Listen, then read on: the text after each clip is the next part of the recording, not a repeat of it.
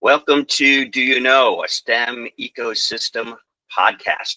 I am Brad Shanker, the coordinator of the Greater Newark STEM ecosystem. Hi, and I'm Dr. Vanashri Nargunjoshi.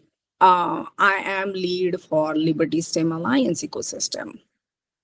Yeah, and we've built this podcast to talk about some of the issues that we're both interested in and want to share our thoughts with the larger STEM community.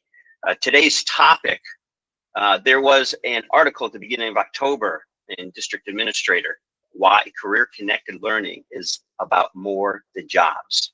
And it had this statement: middle schoolers who participate in career-connected learning are more likely to be engaged at school and feel hopeful about their futures. And there were some interesting statistics we can talk about here. So Vanashri, what do you think about that information? Well, I'm not surprised. I mean, as you mentioned, and as the statistics shows, that 53% students who want more career-connected learning opportunities. So that itself shows that the gap between what's happening in K-12 or beyond space and what's happening in real world, there is definitely disconnect. So students, may they graduate from middle school, may they graduate from high school, or even with their undergrad degrees, and when they are in job market, they probably do feel that, oh, their experiences were not entirely matched. So if they would have been in that space, authentic space, real space, where they could have seen, oh, what is needed really for this particular job, may it be academic, may it be industrial, then they probably would have felt more prepared. So if 53% kids feel that way, I'm absolutely not surprised. And same goes with the second part, like 70% of them, they are saying that participating in at least one career connected learning. So again, like going in that real space, authentic space, allows you to immerse yourself in learning what's happening around you. And I think we had this conversation before that most of us, from where are we learning? We are learning from our peers, we are learning from our teachers, we are learning from our parents, our family, and community. And then if we are like-minded, which is the case most of the times, then we are not learning about diversified career options. So if they really participate in one of the career connected learning experiences, of course, it's an eye opener. They are going to learn much more. Yeah, what was surprising to me is that it just took one experience, right? Why can't we do this, in education, especially K-12, middle school, high school, like what's going on? You're an educator. So you and I have very different perspectives. So from an educator perspective, why is that so hard for us to just find opportunities to talk about careers? I mean, I think there is gap. There is no denial about that. When I think about this, and when I think about my own classroom, which is undergrad and graduate classrooms, we try really hard to make sure that students do have opportunities to do research. They have opportunities to do teaching internships, maybe, or internships in the real world. But there is always that gap. There is always struggle with establishing partnerships with industry and academic units. So it can be schools, it can be universities. So partnerships take time to flourish. And that is one of the biggest barrier when it comes to establishing these kind of experiences. Another thing is, for whatever reason, K-16 space is always behind with what's happening in society, systemic reforms, industrial reforms. So we are behind. So it's always catching up of some sort.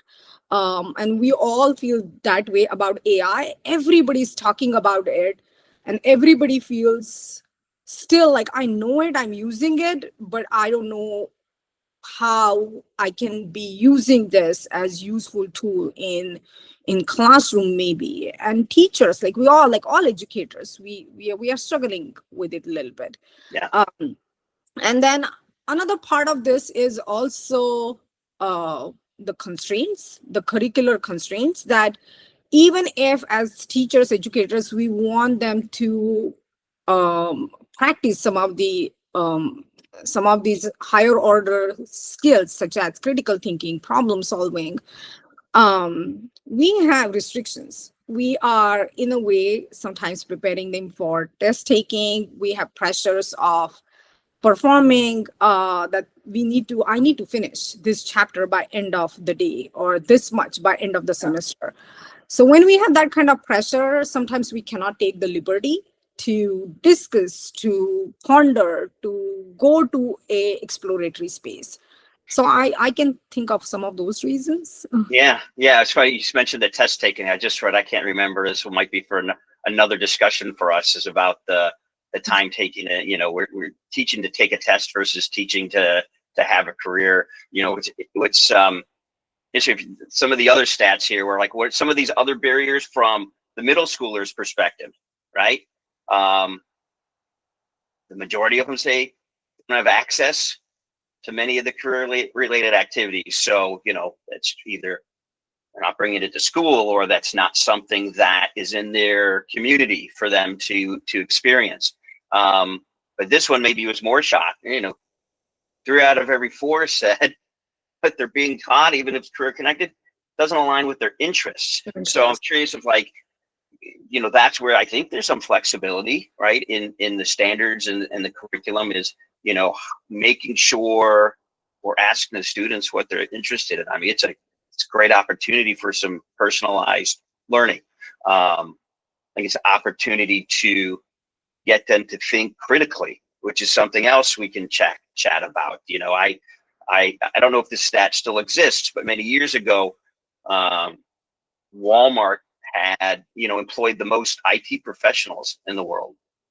So when a student or an adult goes into Walmart, start thinking about everything that goes on just running that one building, all the systems that are going on, and then all the connections to, the home office and connections to other servers and the internet. There's so much that's going on, beyond what you see when you walk into any business. So I think those are some ways to connect. Obviously, gaming, there's kids are playing, lots of games that are on YouTube, but they understand everything that goes into those, businesses. So, maybe that's an opportunity, to make it more authentic for them, make it something that's meaningful to the students. Absolutely. And when I'm looking at that barrier, I think one of the biggest barrier that I can think of, that why they are not having access, is the equity gap. I mean, just think about the transportation.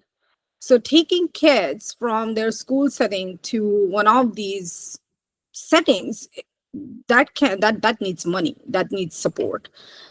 Again, the partnership as well. So that funding needs to come from somewhere, and sometimes certain communities are left behind. There is that's the reality. And there can be technological gaps as well. Like, even if most of us, we live in the virtual world, still not every kid or not every family can have access to some of these opportunities. So I think those are some of the barriers, and they are very true. And when I'm thinking about the second part, again, I think, as I said before, that industry is always, or the real world is always ahead, and then we are trying to catch up. So I think that gap, that where teachers are, educators are, and where kids are, those interests for, especially maybe last 15, 20 years, they are, that gap is increasing because technology is advancing faster. The kids are learning something far more than what we know, educators. So I think that is where that disalignment happens. And not necessarily we are carving or showing them those pathways. So as you gave the example of Walmart, I'm thinking I know a kid who is really interested in cars, but he doesn't know what he wants to do with that interest. And there is just so much. I mean, driving car is one part of it, but then what this kid is also interested in learning about engines, building the engines. So all that is part of engineering. So if somebody can show him like how the automation part of this engineering works, or just car designing in itself, like, oh, this is a cool car, then somebody must be sitting there and designing that car. There is the aesthetic sense, the safety sense, and I think all those can be part of the career. So when kid is saying that I'm interested in something, how can we show them those real world pathways? And I think that's where we fail sometimes, again, with the time constraint, curricular constraint.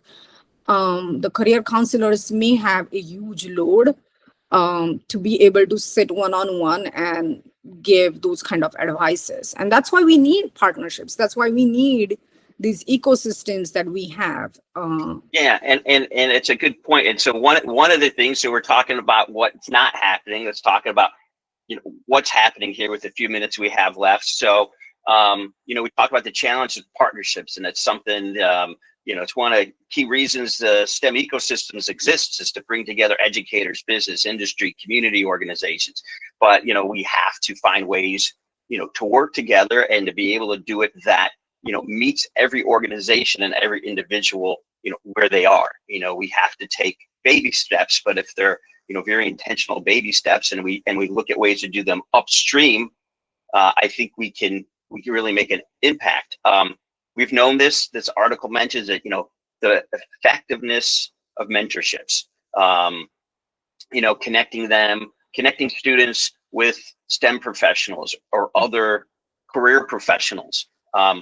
Not only are they more likely to learn about the jobs, they're going to be more informed when they graduate high school and they know what they want to do. Hopefully they're even getting some mentorships in middle school. So by the time they get to high school, they kind of know the path they want to go. They know if they need to accelerate their learning into advanced STEM courses, or they want to go down a career and technical path, to get a technical degree. So, I think there's challenges in kind of when we introduce those things as well. But there's also tons of data out there that, we need to help students with some more of the core skills, the critical thinking, the communication, the collaboration. So I think you can get some of that from the mentorships. And what's your experience with the students that come into your classrooms, just fresh out of high school?